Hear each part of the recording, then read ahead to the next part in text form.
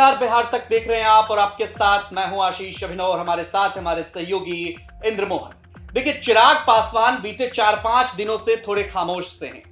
कहा यह जा रहा है कि चिराग पासवान का एनडीए में चिराग पासवान थोड़े असहज हो गए हैं। असहज नीतीश कुमार की वजह से हो गए हैं कि जिस नीतीश कुमार पर वो लगातार हमला बोल रहे थे, आज वही नीतीश कुमार एनडीए में आकर एक बार फिर से 9वीं बार मुख्यमंत्री बन चुके हैं और बहुमत भी उन्होंने साबित कर दिया है। तो लेकिन अब चिराग कहां जाएंगे? चिराग पासवान जो कल तक नीतीश कुमार के आलोचक थे और कह रहे थे कि नीतिगत विरोध जारी रहेगा, और खबर अब यह आ रही है कि चिराग पासवान साइलेंट हैं, मतलब अब कुछ दिनों में वायलेंट हो जाएंगे, वो चले जाएंगे इधर। सूत्रों के हवाले से खबर यह आ रही थी कि चिराग पासवान लगातार इंडिया गठबंधन के संपर्क में है, मतलब वो तेजस्वी यादव से उनकी बातचीत चल रही है। इसके पीछे का तर्क यह दिया जा रहा है कि चिराग पासवान की बड़ी दुविधा अब यह है एनडीए में रहने की कि अगर वो एनडीए में रहते हैं तो उन्हें कितनी सीटें दी जाएगी, क्योंकि उनके पशुपति पारस भी अड़ गए हैं कि भाई हाजीपुर तो छोड़ेंगे ही नहीं। लेकिन ये कहा जा रहा है कि पार्टी को मैनेज किया जाएगा,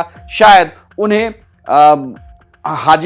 पशुपति पारस को राज्यसभा भेजा जाए। लेकिन बिहार में बीजेपी ने अपने राज्यसभा के 2 नेताओं को तय कर दिया, तो अब यहां पे मामला फंस गया है कि आखिर पशुपति पारस क्या किसी दूसरे राज्य से भेजे जाएंगे, यह बाद की बात है कि पशुपति पारस सेटल कैसे होंगे। यह कहा जा रहा है कि जो प्रिंस है उनके भाई, उनको बीजेपी अपने कोटे से चुनाव लड़वा सकती है और बाकी के जो 4 सांसद हैं वो 4 सांसद की सीट इन्हें दी जा सकती है। लेकिन चिराग के लिए मुश्किल इतनी नहीं है।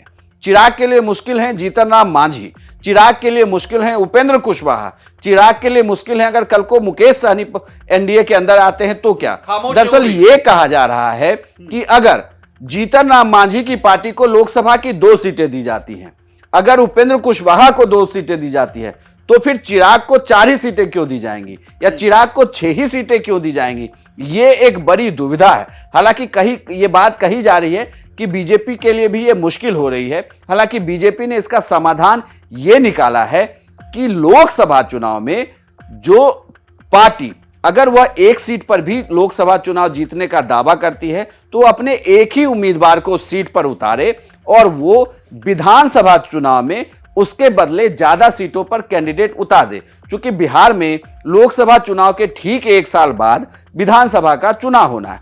अब यहीं पर दुविधा चिराग पासवान के लिए फंसी हुई है। क्या लगता है कि चिराग पासवान को भारतीय जनता पार्टी अगर 4 सीट देकर के भी सेटल कर लेती है तो विधानसभा चुनाव में अगर 20 से 25 सीटें चिराग पासवान को दे दी, चूंकि अभी देखिए उनकी स्थिति शून्य है, एक विधायक थे वो भी छोड़ के चले गए, तो चिराग पासवान अगर डील करेंगे भारतीय जनता पार्टी के साथ तो अब 2024 से ज्यादा कहीं 2025 का डील उनके लिए महत्वपूर्ण। देखिए, इसमें भी 2 बातें कही जा रही है कि चिराग पासवान की पार्टी ने 29 जेडीयू के कैंडिडेट को हरवा दिया चुनाव।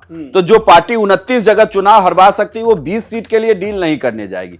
दूसरी बड़ी बात, यहां जितनी भी पार्टियां हैं एनडीए के साझीदार, वो विधानसभा में भी अपने सीटों की दावेदारी करेंगे। मुश्किल वहां भी होगी। सीटें तो 243 ही हैं।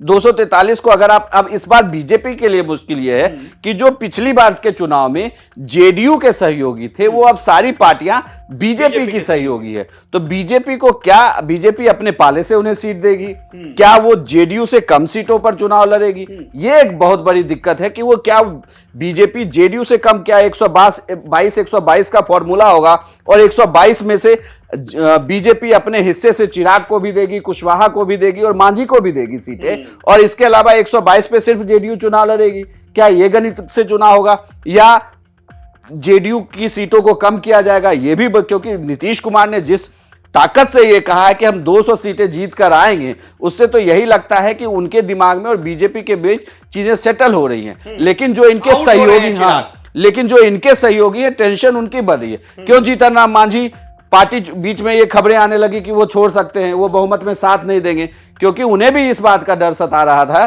कि अगर आप यहां पे हमारे 4 विधायक हैं, आप मुझे लोकसभा की 1 सीट दे देंगे और उसके बाद अगर आपने विधानसभा में हमारी सीटें कम कर दी तो हमें पूछेगा कौन? क्योंकि बहुमत में तो हम बहुमत से हमारे विधायक ज्यादा हैं आपके पास। तो ये संजीवनी का काम किया है जीतन राम मांझी की बिल्कुल, पार्टी ने। भले ही उन्होंने संजीवनी दे दी, अब इसके बदले में उन्हें मिलता क्या है इनाम, ये देखना बड़ा दिलचस्प होगा।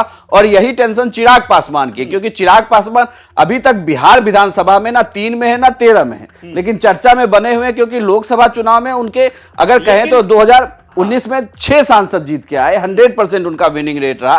अब यहीं पर प्रॉब्लम है कि पार्टी 2 धड़े में बट गई है।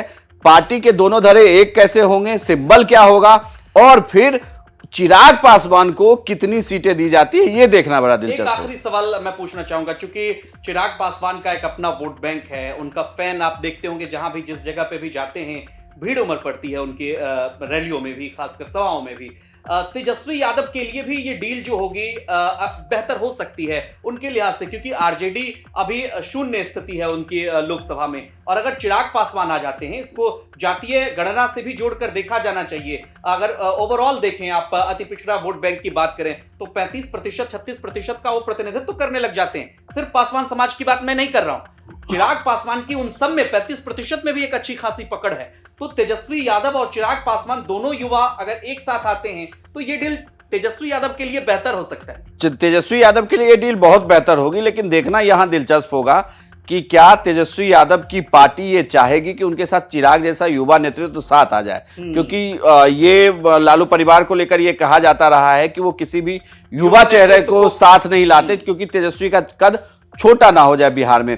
जिस आप वोट परसेंट की बात करें तो 6% वोट स्विंग चिराग पासवान अपनी बदौलत करा सकते हैं, अपनी पार्टी की बदौलत 6% वोट स्विंग हो सकता है। लेकिन यह कहा जाता है कि नई जातीय सर्वे के अनुसार वो 9 से 10% वोट का असर करते हैं। ये बहुत बड़ा वोट परसेंटेज है, और जो उन्होंने अगर पिछले विधानसभा चुनाव में 29 सीटों पर अगर अपना प्रभाव डाल दिया था किसी पार्टी के चुनाव हराने के लिए, तो इसका मतलब है कि अगर वो दूसरी तरफ होंगे तो इस बार उसका प्रभाव ज्यादा दिख सकता है। लेकिन बड़ी बात यह है कि जो बड़े राजनेता भी कह के गए काशीराम कि पहला चुनाव आप भले ही हारने के लिए लड़ें, दूसरे चुनाव आप हराने के लिए लड़ें, तीसरी बार का चुनाव तो आप अपनी जीतने के लिए लड़ेंगे। तो चिराग पासवान के ये वाला जो चुनाव है, ये करो या मरो वाली स्थिति है कि यहां से अब आगे क्या। एक विधायक था वो भी जेडीयू में चला गया, अब अगले विधानसभा चुनाव में क्या, लोकसभा चुनाव में क्या, यहां से आगे की रणनीति क्या। क्योंकि ये तो तय है कि जो पार्टियां बीजेपी के साथ है, जब वो लोकसभा चुनाव में जीतेगी तो सहयोगी पार्टी के नाते उन्हें मंत्री पद भी दिया जा सकता है। तो एक तरीके से कहें तो उस पार्टी के लिए वो बहुत बड़ी बात होगी। लेकिन चिराग पासवान को रीजनल स्तर पे पॉलिटिक्स जो है वो बिहार की करनी है, तो उन्हें सिर्फ लोकसभा ही नहीं बल्कि विधानसभा चुनाव का भी ध्यान रखना है। इसलिए कहीं ना कहीं चिराग पासवान बीच मझधार में फिलहाल फंसे हुए। ठीक है, बहरहाल आपको ये चर्चा कैसी लगी ये बताइए, क्योंकि चिराग पासवान को लेकर कहा यह जा रहा है कि वो एनडीए में असहज हैं। क्या अगर सम्मान चिराग पासवान को एनडीए में नहीं मिलता है तो तेजस्वी यादव का वो साथ देंगे? कमेंट करके मैं जरूर बताइए, और बिहार की तमाम खबरों के लिए आप देखते रहिए बिहार तक।